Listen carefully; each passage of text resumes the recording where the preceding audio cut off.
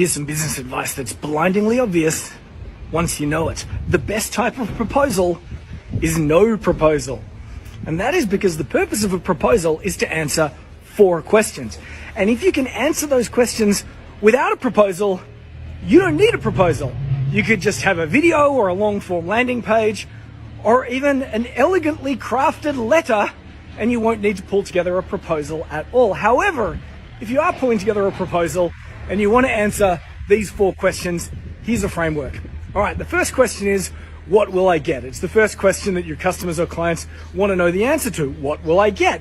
Which is why most proposals begin with objectives. Here's a little way to shortcut this process. Write down outcomes, things, and feelings. Outcomes, things, feelings. Write down 3 dot points for each of those, because people want outcomes, they want to know how you're going to deliver things, and they want feelings. They want to be taken from an A state of sadness to a happy state of joy and jubilation. Outcomes, things, and feelings. That way, when you hit the objectives page at the beginning of your proposal, you can write outcomes, they're the objectives, things, they're the deliverables, feelings, then add a testimonial. Section 1 done. The next question that people ask is, will it work for me? Is it right for me? And they're looking for use case certainty. If people are looking for use case certainty, here's what you can do. You can write a situation analysis. That is a breakdown of their industry, where they're at, and it demonstrates that you have an understanding of their problem. Or here's what I like to do. I have a page where I say, we help target audience avoid these mistakes. And then we have a list of things that say, don't do this instead. Don't do this instead. Don't do this instead. And then we finish it up with a case study.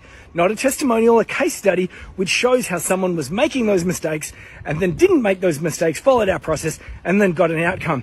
That is section number 2. Will it work for me? What's the third question? How long will this thing take? Well, if people are worried about how long it will take, your job, therefore, is to demonstrate your process or your methodology. A fancy way of saying this for a proposal is events and milestones. Step 1, get started. Step 2, step 3, step 4, step 5, job done. Now, again, as you break down these events and milestones, you'll be identifying deliverables and outcomes, which you might then add to the first section of your proposal. The fourth question is, how much effort will I need to put in? That's the fourth question, how much effort will I need to put in?